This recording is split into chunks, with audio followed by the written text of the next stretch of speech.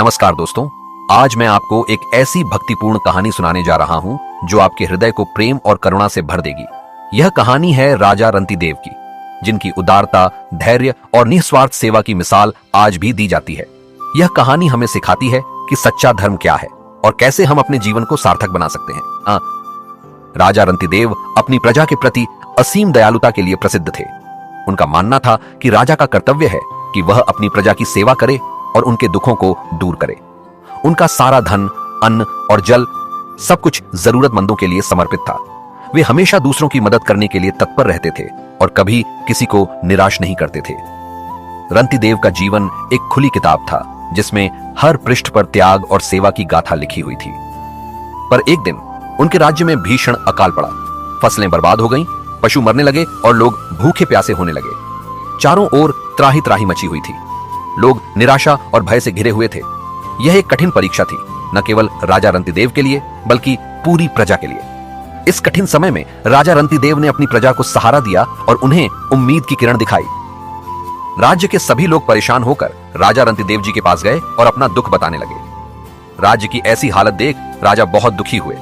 उन्होंने अपना सारा खजाना खोल दिया और बोले, लो भाई, जिसको जो चाहिए ले लो। लोग अपनी जरूरत के हिसाब से जो मिला उठाकर ले गए। राजा ने अपनी प्रजा को हर संभव सहायता प्रदान करने का प्रयास किया, लेकिन अकाल बढ़ता ही गया। एक दिन ऐसा आया जब राजा के पास खुद खाने के लिए कुछ नहीं बचा। 48 दिन तक राजा और उनका परिवार भूखे रहे। उन्होंने धैर्य और साहस के साथ इस कठिन परिस्थिति का सामना किया। उनकी भक्ति और विश्वास अटूट थे। 39वें दिन एक चमत्कार हुआ। किसी ने उन्हें थोड़ा खाना और पानी दिया। राजा और उनका परिवार बहुत खुश हुए। उन्हें लगा कि उनकी प्रार्थना सुन ली गई है। लेकिन तभी एक भूखा ब्राह्मण आ गया। राजा ने मुस्कुराकर अपना आधा खाना उसे दे दिया। उन्होंने सोचा कि ब्राह्मण को उनकी ज्यादा जरूरत है। फिर एक भिखारी आया। राजा ने बचा हुआ खाना उसे दे दिया। अब सिर्फ पानी बचा था। राजा ने सोचा, चलो कम से कम प्यास तो बुझा लेंगे। लेकिन तभी एक प्यासा आदमी आया। राजा ने बिना हिचकिचाहट के पानी उसे दे दिया। उन्होंने अपनी प्यास से ज्यादा दूसरों की प्यास को महत्व दिया। यह त्याग की पराकाष्ठा थी। अचानक चमक, प्रकाश, और वहां खड़े थे भगवान विष्णु। भगवान ने कहा, तुम्हारी परीक्षा ली गई थी। तुमने अपने लिए कुछ नहीं रखा, सब कुछ दूसरों को दे दिया। मैं तुम्हारी भक्ति से बहुत प्रसन्न हूं। भगवान विष्णु राजा रंतिदेव के त्याग और सेवा भाव से अत्यंत प्रसन्न हुए।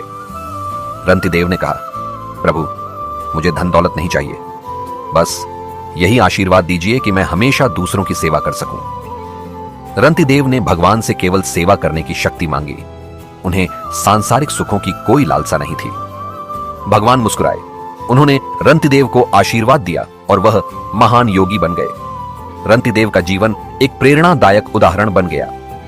दोस्तों, रंतिदेव की कहानी हमें सिखाती है कि त्याग और सेवा से बड़ा कोई धर्म नहीं।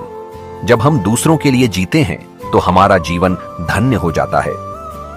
यह कहानी हमें यह भी सिखाती है कि हमें कभी भी हार नहीं माननी चाहिए और हमेशा दूसरों की मदद करने के लिए तत्पर रहना चाहिए। यह कहानी विद्यार्थियों के लिए एक महत्वपूर्ण नैतिक शिक्षा है। यह उन्हें सिखाती है कि हमें दूसरों के प्रति दयालु और उदार होना चाहिए। हमें हमेशा दूसरों की मदद करने के लिए तैयार रहना चाहिए, खासकर उन लोगों की जो जरूरतमंद हैं। यह कहानी नैतिकता प्रेमियों के लिए एक प्रेरणादायक उदाहरण है। यह उन्हें सिखाती है कि सच्चा धर्म त्याग और सेवा में है। हमें अपने जीवन को दूसरों की सेवा में समर्पित करना चाहिए। यह कहानी धार्मिक लोगों के लिए एक महत्वपूर्ण संदेश है। यह उन्हें सिखाती है कि भगवान उनसे क्या चाहते हैं। भगवान चाहते हैं कि हम दूसरों के प्रति दयालु और उदार हों। वे चाहते हैं कि हम अपने जीवन को दूसरों की सेवा में समर्पित करें। यह कहानी युवा पीढ़ी के लिए एक महत्वपूर्ण प्रेरणा है। यह उन्हें सिखाती है कि वे अपने जीवन को सार्थक बना सकते हैं। वे अपने जीवन को दूसरों की सेवा में समर्पित करके दुनिया को एक बेहतर जगह बना सकते हैं। तो आज से ही शुरू कीजिए। किसी की मदद कीजिए बिना कुछ मांगे। देखिए आपका जीवन कैसे बदल जाता है। अपने जीवन में त्याग और सेवा को अपनाएं और देखें कि आपका जीवन कितना खुशहाल और सार्थक हो जाता है। धन्यवाद दोस्तों।